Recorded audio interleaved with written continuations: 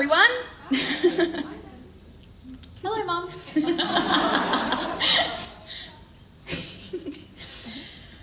TEDxMandurah is about morphability, the art and science of positive change. There are many ways to embrace morphability in today's fast-paced world.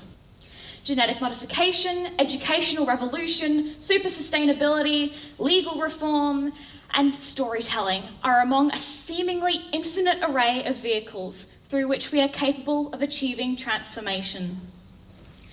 The common thread running through the theme of morphability is our ability, as humans, to disrupt the status quo by creating our own rules.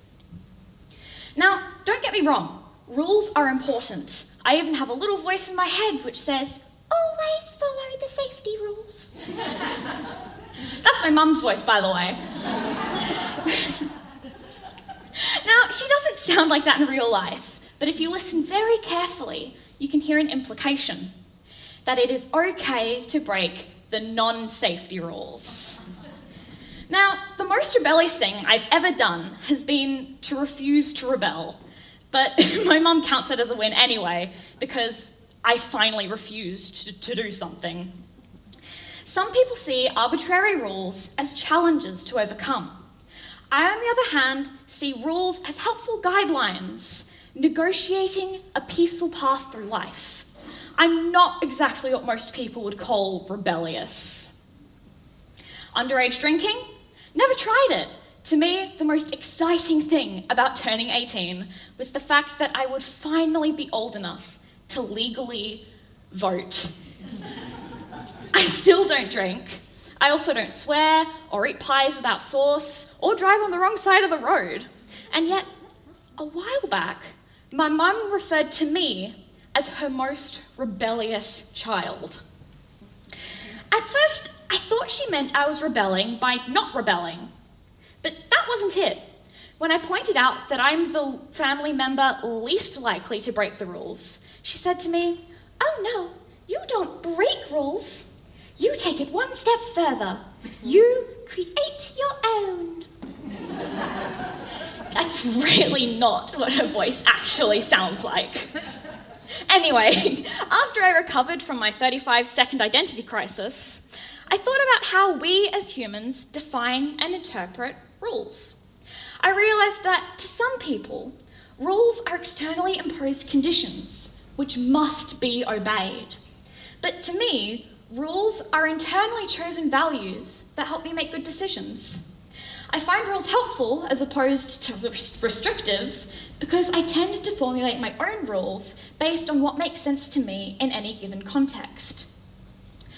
I grew up with the mindset that unless something is either disrespectful or dangerous, the rules pertaining to how someone approaches that thing are negotiable.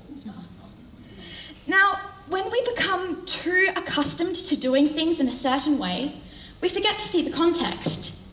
We don't follow traditional rules in my household, although we are expected to treat each other with respect and always follow the safety rules. However, arbitrary rules that don't make sense can be remade as needed, like going to bed at a certain time, or not using notes at a TEDx talk. The value of a rule is dependent on its context. I could go to bed at 7 p.m, or I could go to bed when I'm actually ready to sleep. I could give this talk without referring to my notes, or I could utilise this handy-dandy music stand and not mess everything up. Sometimes in life, circumstances can change the context of an otherwise wonderful rule. If you've had months in which to prepare a talk, you'll probably be fine without dot points. If you've had a matter of days, it might be time to create a new rule. There are crucial differences between arbitrary rules and beneficial rules. Beneficial rules are the ones we choose to follow because they make logical sense and exist for a good reason. Road rules are a good example of this. I would not, for example, create my own road rules. For you, red lights mean stop, but for me, they mean go faster. That would be dreadful.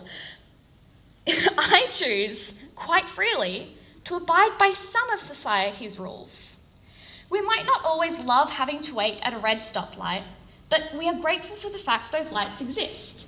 We might not love having to pay taxes, but we generally like having taxpayer-funded roads and public health care and schools. But if you're a kid, you might not agree with that last part, but my point still stands. I tried school once, when I was about 8. It was an experience, and I can see why some people like it, but it was full of rules, the arbitrary kind. Which I felt hindered my overall learning.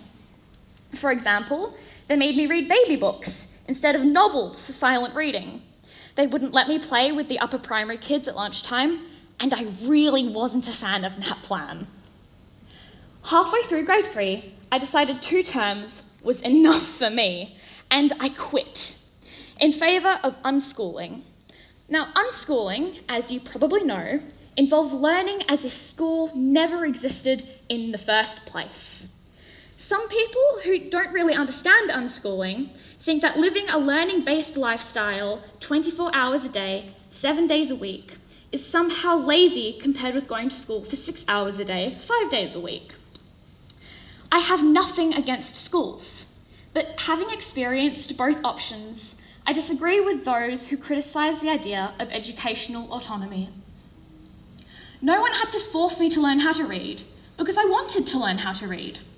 I wanted and performed countless science experiments because I genuinely wanted to find out what happens when you put a sweet potato in water, or Mentos in Coke, or crickets in a terrarium.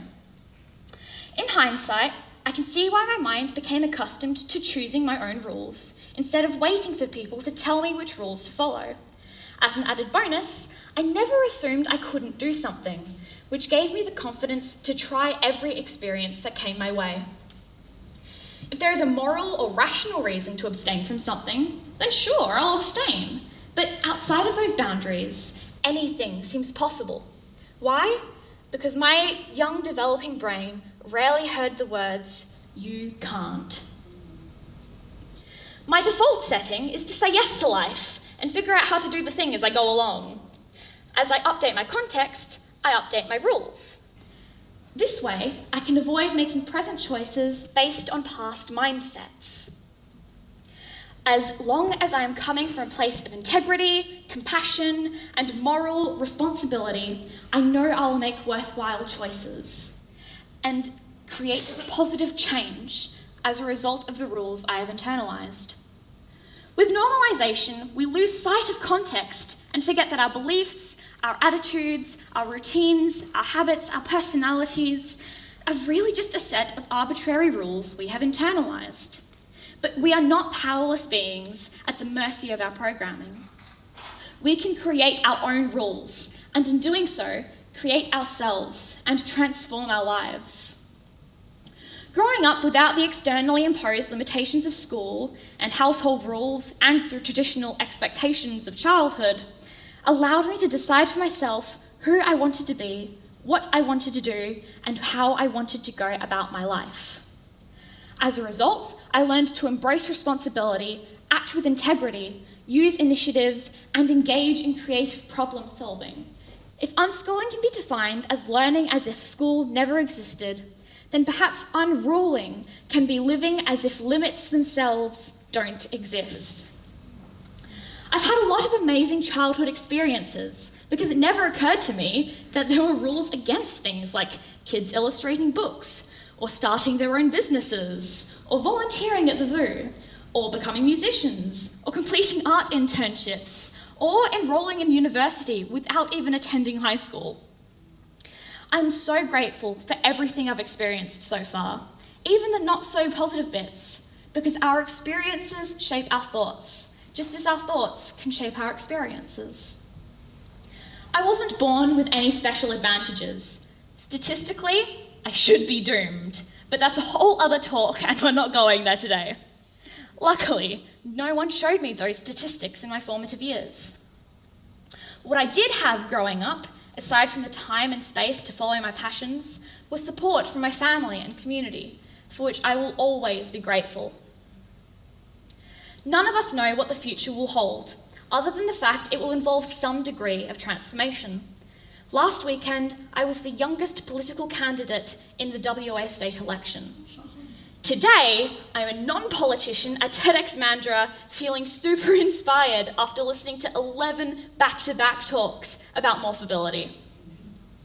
Who knows what I'll be doing this time next week, next year, or next decade? I guess that just depends on which rules I create for myself between now and then. And that just leaves me with one question. What rules will you create? Thank you.